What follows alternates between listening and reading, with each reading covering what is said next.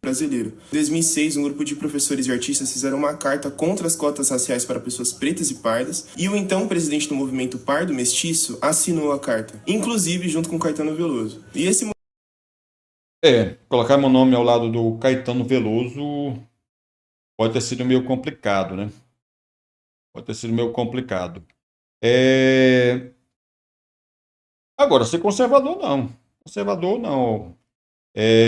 Qual o problema de ser conservador? Até é interessante que a gente vai poder tocar naquele tipo de questão. Vou já entrar nessa questão do conservador, mas realmente o movimento Pardo Mestiço brasileiro ele foi a única instituição étnica a ir contra cotas raciais. Quer dizer, teve até movimentos de negritude que eram contrários a cotas raciais, mas não foram até o Supremo, né, participar do processo como amicus curiae.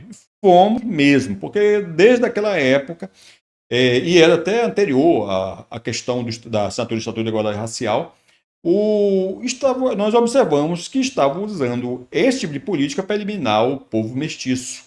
O objetivo das cotas raciais não era, né, e foi bem exposto isso pelo movimento Parto Mestiço, não era, e não é. Nós estamos observando isso até hoje em dia, a combater racismo, fazer reparação histórica. O objetivo de cotas raciais é incentivar pardo a se identificar como negro e a eliminação do povo mestiço. Então, obviamente, o uso de cotas raciais com essa finalidade, a gente tem que ser contra mesmo. Tem que ser contra mesmo. Eu era o presidente do movimento Pardo Mestiço brasileiro à época e assinei mesmo um documento contra aquele projeto, né, de cotas raciais. E tanto se observa agora isso, né? Por que até agora, se as cotas raciais eram para incluir os pardos, então por que as cotas dos pardos não são separadas das cotas dos pretos, como a lei de cotas manda? Por que cria tribunais raciais, né, e fica excluindo os pardos? E a lei de cotas é bem clara, que as cotas devem ser separadas. Nem tem a palavra negro na lei de cotas raciais. Quer dizer, tem a palavra preto. Tem a palavra preto, tem a palavra pardo e tem a palavra indígena. Lá na cota. Depois acrescentado também, se não me engano, deficientes físicos acrescentaram também, e agora parece que acrescentaram até quilombolas, também quilombolas no texto da lei. Quer dizer, mas não há a palavra negro na lei de cotas. Então, e o critério adotado pela lei de cotas é segundo o IBGE. E segundo o IBGE, pardo é uma coisa, negro é outro, e as cotas, segundo a lei de cotas, também deveriam ser específicas de acordo com o percentual da população. Então está se dando exatamente isso. E aqui é até bom a gente lembrar isso de novo, porque a primeira lei de cotas que aconteceu foi durante o governo do Antônio Garotinho no Rio de Janeiro, na Universidade Federal Fluminense. Se eu não estou. Universidade. Foi do Rio de Janeiro, não. Federal Fluminense, não sei se foi Federal Fluminense, porque é federal, mas foi na época do governo do Antônio Garotinho. Que eles colocaram, aprovaram uma lei de cotas, em que a cota era para negros e pardos. Observe a expressão, negros e pardos.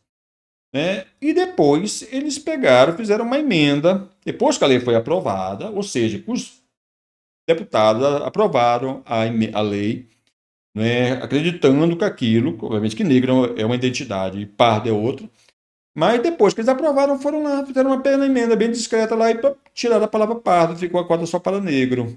Então, essa história aí tem que ser bem contada.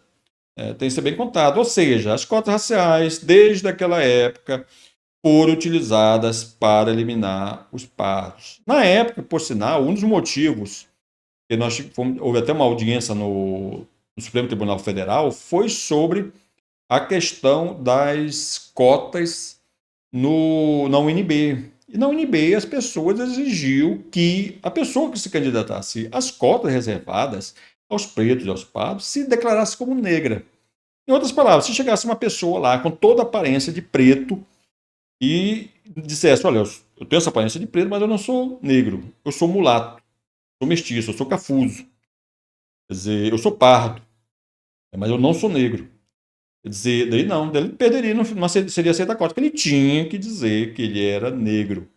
Então, é óbvio, né, que a lei de cota tem sido utilizada com a finalidade da eliminação do pardo. Na verdade, ela virou foi um prêmio para fazer, olha, identifica como negro e você vai ganhar uma cota na universidade. Ela foi não um objeto realmente de combate ao racismo, discriminação racial, reparação histórica.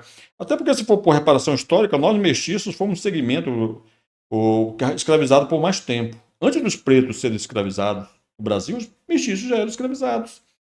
Então, se for por reparação histórica, nós é que temos direito sobre isso. Agora, quanto a ser um movimento conservador, qual o problema? Qual o problema? Eu não estou dizendo aqui que todos os membros do movimento Pardo Mestiço Brasileiro são conservadores.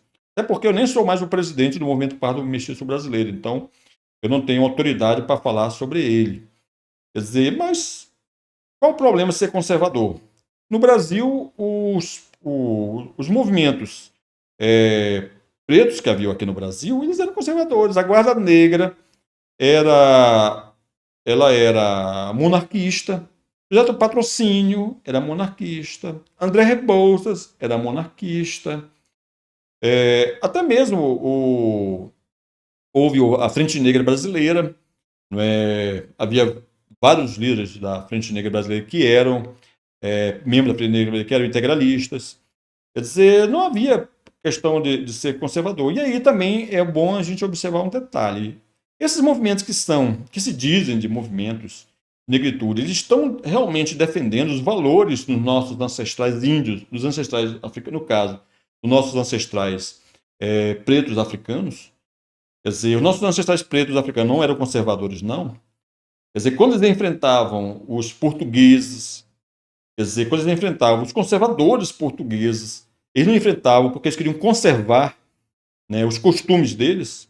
Os nossos ancestrais índios aqui, quer dizer, que tinham a sua cultura, os seus hábitos, os seus valores, eles eram conservadores, eles estavam lutando para preservar os valores deles, né, diante de outros poderes. Quer dizer, então, é meio estranho esse discurso de, porque é conservador, e daí? Problema nenhum.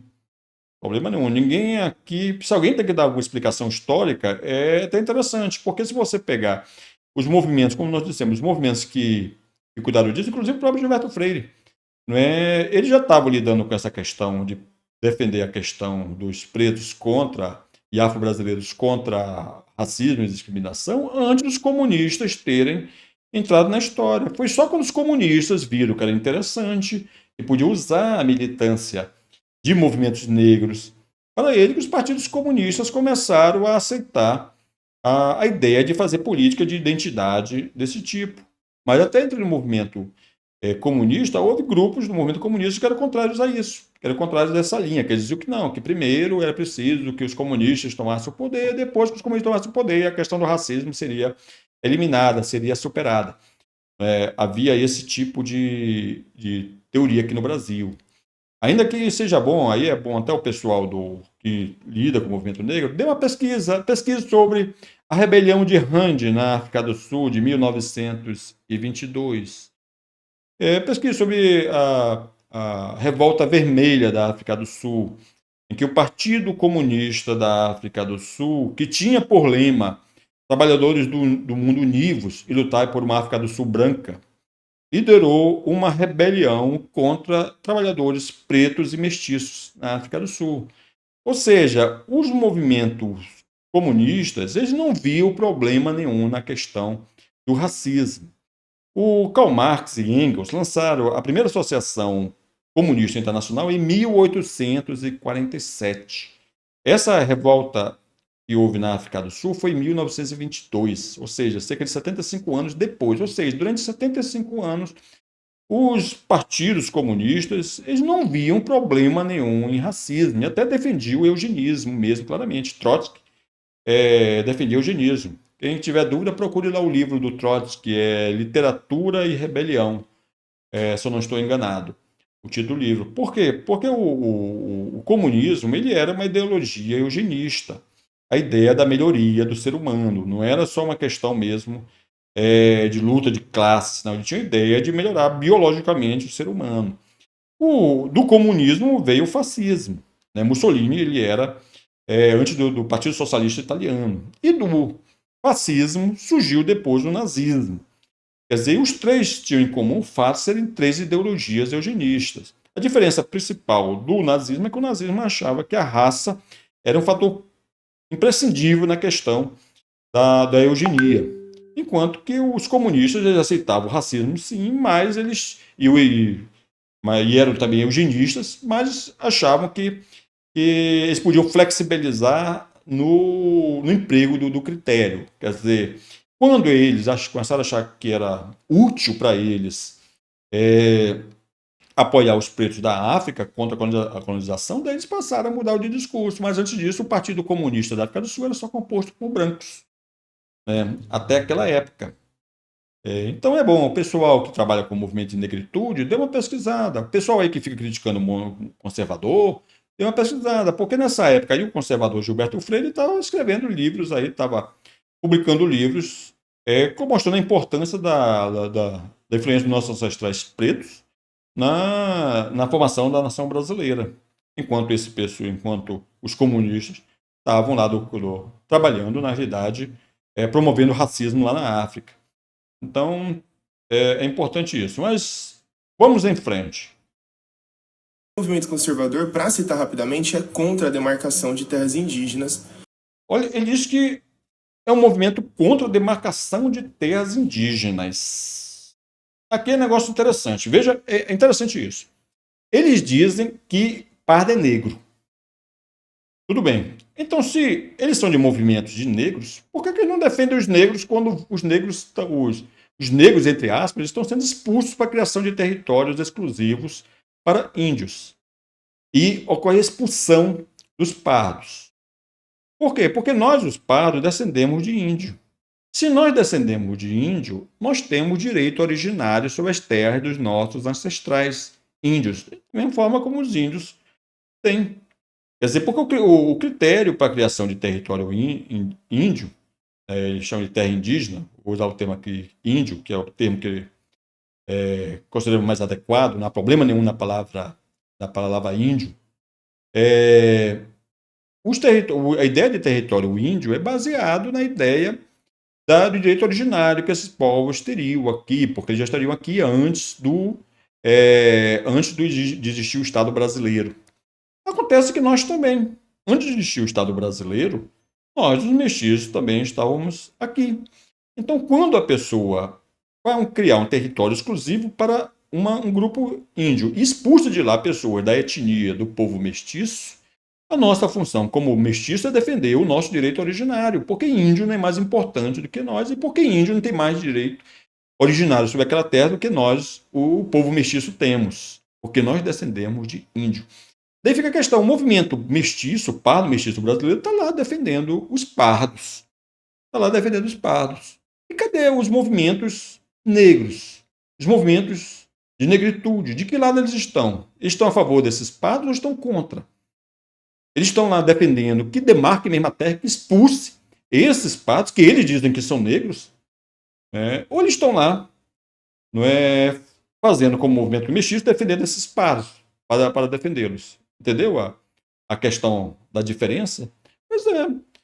Se for demarcar a terra índia para expulsar mestiço dessa área, a gente vai ser contra mesmo. Vamos ser contra mesmo, tem que ser contra mesmo, porque nós temos que defender o nosso direito originário. Se você demarca uma área, um território índio lá, cria um território índio, e o mestiço pode continuar lá porque ele também tem direito originário sobre aquela terra, não há problema nenhum. Existe o território do estado do Amazonas e não há problema nenhum. No estado do Amazonas, paraenses, paulistas, cariocas, mineiros, gaúchos, morarem no estado do Amazonas. Não há problema nenhum. Isso não impede que exista o território do estado do Amazonas. Teria problema se no estado do Amazonas só amazonense pudesse habitar. Se em São Paulo, e tem até um movimento lá que defende isso, separatista lá, que se lá em São Paulo, só paulista pudesse habitar. Houve até um projeto, por sinal, de um deputado federal, Vagnoni, do PT, que queria criar territórios culturais, que eles chamavam. Na realidade, era para descendente de imigrante. Ou seja, você teria um território exclusivo para descendente de alemão, território exclusivo para descendente de italiano, território exclusivo para descendente de árabe e assim por diante. Quer dizer, seria uma espécie assim de tribos, a tribalização dos descendentes de imigrantes. Quer dizer, então, se você cria um território desse, daqui a pouco a pessoa, não, você não pode aqui abrir uma casa de forró, não, Porque aqui você tem que preservar a cultura italiana, a cultura alemã, ao mesmo tempo, quer dizer, ou seja, faz parte da nossa cultura. Assim por diante. Então, esses territórios da coisa, na realidade, é esse mesmo. Nós temos direito ao originar sobre o território. Agora, é meio estranho. Não é? Por sinal, esse sistema, nós temos sempre dito que esse sistema que existe no Brasil indigenista, ele copia o modelo que havia no apartheid sul-africano. Quer dizer, as pessoas se adaptaram ao apartheid sul-africano e implantaram aqui no Brasil territórios exclusivos para a raça índia. E qual é a finalidade de um território desse? É que o índio não vire mestiço, é que o índio não vire caboclo. Né? E que o branco também não vire mestiço. Quer dizer, esse é o objetivo. Na África do Sul era bem claro isso. Eles, quando faziam o apartheid, por que eles faziam aqueles bantustões na África do Sul? É para que não surgissem mestiços na África do Sul. Esse é o objetivo. Então, por que as pessoas criam territórios exclusivos para a raça índia? É para o branco não se misturar, não virar mestiço. E não só o índio também não virar mestiço. Ou seja, então, é isso que a gente vai defender? É esse apartheid que a gente vai defender? Não, nós defendemos o direito de todo brasileiro, independente de sua cor ou raça, habitar qualquer área do território nacional brasileiro. Nós não defendemos territórios exclusivos para os mestiços. Nosso território é todo o território nacional brasileiro. Nós temos direito originário sobre todo ele, porque nós descendemos de todos os povos índios que habitavam o Brasil e que habitaram o Brasil.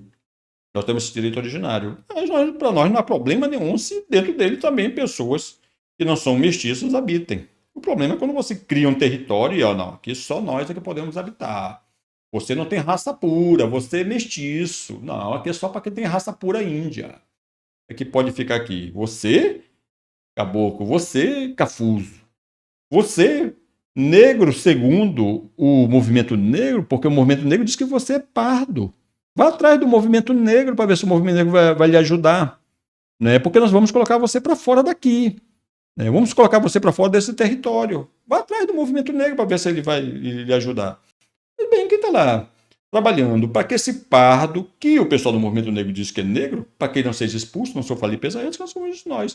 Não fica só no discurso para ficar aqui entre nós, não vamos nos misturar com aqueles reacionários, com aqueles conservadores, vamos ter uma visão progressiva desse assunto, vamos discutir aqui só entre nós. Né? Então, a questão é distinta. Nós sabemos, e tem mais, nós não estamos do lado do mestiço, nós somos do lado do mestiço. Porque argumentam que isso é uma limpeza étnica contra o povo mestiço, como vocês podem ver aqui nessa arguição na CPI das 11 de 2023. E para finalizar, vou reforçar algo que eu já venho dizendo aqui há alguns anos. A nossa negritude deve ser reconhecida e respeitada em sua pluralidade, em seus diversos... Quer dizer, a negritude deve ser respeitada em sua pluralidade. Para nós, é que essa questão lá do pessoal da negritude, do pessoal do movimento. Se eles aceitam pardo, mestiço e tal, de acordo com a sua pluralidade, é direito deles. Só que nós, mestiços, também temos a nossa pluralidade. E na nossa pluralidade está lá o lugar do caboclo, está lá o lugar do mulato, o lugar do cafuso, o lugar do ainocô, mestiço de branco com amarelo. Está lá. Nós também temos a nossa pluralidade, ela deve ser respeitada. Não pode ser engolida por movimentos negristas, não. Quer dizer, e aquela questão, pare de querer ficar colocando os outros dentro aí. A gente está dizendo, meu filho, nós não somos negros. Nós somos mestiços. Não, você é negro. Estou dizendo, eu não sou negro. Não, você vai ser negro sim. Nós decidimos que você é negro. Isso é respeito à pluralidade? de pele. E nós deveríamos olhar aquela notícia vendo que 4 em cada 10 pardos se veem como negros. E isso é uma conquista do movimento negro, tá? Olha, eu até, se chegou a esse nível aí, eu até acredito que foi. Porque ainda que eu tenha minha dúvida sobre esse resultado. Né? Mas uma coisa é certa, com todos esses incentivos que está vendo aí para classificar para povo negro, tome, ganhe cota racial, mas você tem que se identificar como negro para você conseguir essa cota racial. Né? Aí, com todo esse incentivo, com toda essa máquina que está vendo aí, quer dizer, mesmo que essa pesquisa da Datafolha, que é destacamos, que é ligada à Folha de São Paulo, que é um jornal de esquerda, quer dizer, um jornal... Acho que eu falo esquerda, porque tem um jornal lá de comunista lá dentro, porque nem toda esquerda é comunista. Às vezes a gente fala esquerda como se fosse só todo esquerdista fosse comunista, nem todo esquerdista é comunista, nem todo esquerdista é marxista. Mas que é lá da Folha de São Paulo que tem influência dessas linhas aí. Quer dizer, a gente fica pensando sobre a questão, e também é só uma pesquisa, né? Pesquisa é pesquisa. Ela dá uma ideia, pode ser a coisa, mas não fecha totalmente a coisa. Por isso que eu até gostaria de saber onde é que foi feita essa pesquisa. Mas mesmo que isso seja verdadeiro, mesmo, olha, aí foi feita a pesquisa, foi isso mesmo, foi comprovado, 60%, só 60% dos pardos não se identificam como negros, quer dizer, que 40% já, coisa. É fácil explicar isso. Se a pessoa ficar com todo esse incentivo, e o que revela esse processo, quer dizer, né, não é meio estranho isso? Por que a pessoa está tão preocupada tanto nisso? Né? Por que toda essa preocupação disso? Isso tem alguma coisa a ver com reparação histórica? Isso tem alguma coisa a ver com combate ao racismo? Isso tem alguma coisa a ver com isso? Ou qual a importância não basta aquele pardo ser discriminado, receber uma reparação histórica. Ele tem que se identificar como negro, não nos basta isso. Bem, isso foi a ideia do Florestan Fernandes, do PT, né, que tinha essa ideia, toda essa política de classificar pardo como negro. Né? Então, é isso aí. Ligado? Em cima dessas ideias eu pergunto, por que em vez de estimular o orgulho pardo, não se estimula a autodeclaração indígena? A quem interessa... Olha, orgulho indígena, bem, é até curioso, porque a palavra indígena significa nativo. Nós, pardos, somos nativos. Quando nós descendemos de índio, nós somos nativos também. No Brasil, as pessoas têm esse costume, né, de usar a palavra indígena com significado de índio. Mas os portugueses são indígenas, os pretos da África eram indígenas da África, os portugueses eram indígenas da Europa, e assim por diante. E daqui da América, os índios e nós, os mestiços descendentes dos índios, somos nativos porque descendemos, inclusive porque descendemos dos índios. No Canadá, na Constituição do Canadá, consta os mestiços de lá, os Métis, Ipo, como um povo mestiço nativo do Canadá, e assim por diante. Quer dizer, então agora que a gente, vamos chegar lá com os índios, pedir por favor, índios, nos aceitem como... Não, nós não temos que prestar conta, não. Se existe uma dívida histórica, já que eles vão falar nisso, né, se existe uma dívida histórica, foi dos nossos ancestrais pretos para conosco. Porque o pai tem dívida histórica para com o filho. Se os pretos nos geraram, né, então eles têm uma dívida histórica conosco. Se os índios nos geraram, então eles têm uma dívida histórica conosco. Então como é que é essa história? Quer dizer, não, eu gerei você, mas agora você tem que ir embora. Embora o quê? É isso. Não foi o caboclo que gerou o índio, não. Foi o índio que gerou o caboclo. Não foi o mulato que gerou o preto, não. Foi o preto que gerou o mulato. Então, se existe alguma dívida histórica aí a ser reparada, é dos pretos para com os mestiços, é dos índios para com os mestiços, e assim por diante. Já que falam tanto em dívida histórica, não, ninguém tem que ficar pedindo licença para entrar na nossa casa, não. Ninguém tem que ficar pedindo licença. Quer dizer, criar essas leis aí, a pessoa respeita a legislação existe para ser respeitada, não é? Mas nós vamos continuar defendendo o nosso direito originário, né, sobre a terra dos nossos ancestrais, coisa que já vem desde a legislação portuguesa, já consta isso, né, que essas terras, os portugueses já tinham reconhecido essa questão que o mestiço, que os descendentes dos índios também tinham direito ao legado dos índios. Fortalecer a consciência mestiça e desmantelar a negritude. Quem ganha quando nós se separamos? Quer dizer, a consciência, os mestiços que querem desmantelar a, a identidade, a negritude, quer dizer, então nunca vi nenhuma lei, projeto de lei, que alguém vai dizer, de agora em diante os pretos vão ser classificados como mestiços. Nunca vi um negócio desse. Os negros vão ser classificados como mestiços. Me mostre. Eu já até quem fala um negócio desse, mostrasse, não, está aqui o projeto de lei, eu provo isso. Né? Porque a pessoa fica falando, os mestiços querem acabar com a negritude, mas como? Quem fez o senador Painha que fez aquele projeto de Estatuto de Igualdade Racial para classificar pardo como negro. Então, se tem alguém querendo acabar com a identidade dos outros, não são os mestiços que estão querendo acabar com a identidade dos negros, não. Na realidade, tem documentos que provam isso, que é exatamente o contrário. As pessoas de movimentos de negritude é que querem forçar os pardos a serem classificados como negros. Então, na realidade, é exatamente o inverso. Família na paz, recentemente saiu uma notícia. Bem, então ficou aí essa mensagem, né? Essa mensagem para vocês. O vídeo se prolongou muito, talvez até isso aí, mas fica essa mensagem importante para você avaliar, né, o que é colocado para vocês. É uma resposta a esse vídeo que foi colocado, para vocês entenderem mais o que é essa ideologia e mostrar e verem como os argumentos das pessoas é muito fraco, não se sustenta. O objetivo mesmo que eles têm é a eliminação da nossa origem, da nossa identidade enquanto mestiços, de fazer o passe que a gente fala como negro, de esconder isso que aparece na figura atrás, essa mistura, né, da nossa origem índia, dos nossos pais portugueses que tiveram filhos com as índias, nossos ancestrais portugueses tiveram filhos com as índias e geraram o povo mestiço. E depois também os portugueses, nossos ancestrais, se misturaram também com as pretas que foram chegando e foram formando a nação brasileira. Se eles não querem ser mestiços, eles querem ser negros, direito deles, façam bem uso, bom uso, à vontade de vocês. Não somos nós no movimento mestiço nunca nos opusemos a isso, a parte que queira se identificar como negro, se identifique. Agora, querer nos forçar a apagarmos a nossa história, querer passar a ideia de que preto é mais importante do que índio, né? Que preto e que índio são mais importantes do que mestiço, aí não.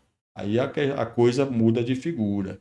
E só para destacar, nós somos uma etnia, nós somos um povo e um povo nativo, né? E um povo nativo do Brasil, um povo nativo da América. Nós não estamos na África, nós não estamos na Europa, nós não estamos na Ásia, nós estamos no Brasil e surgimos no Brasil de dentro do ventre da Índia.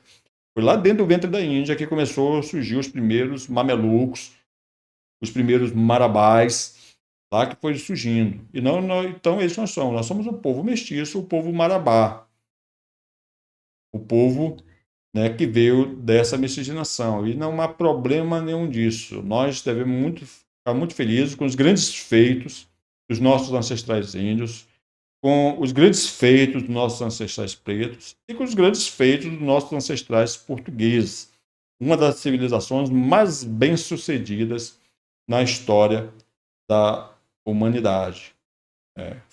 Esses povos se mestiçaram e deram origem ao povo mestiço brasileiro, a este povo marabá. E esse povo mestiço, a partir dele surgiu a nação brasileira.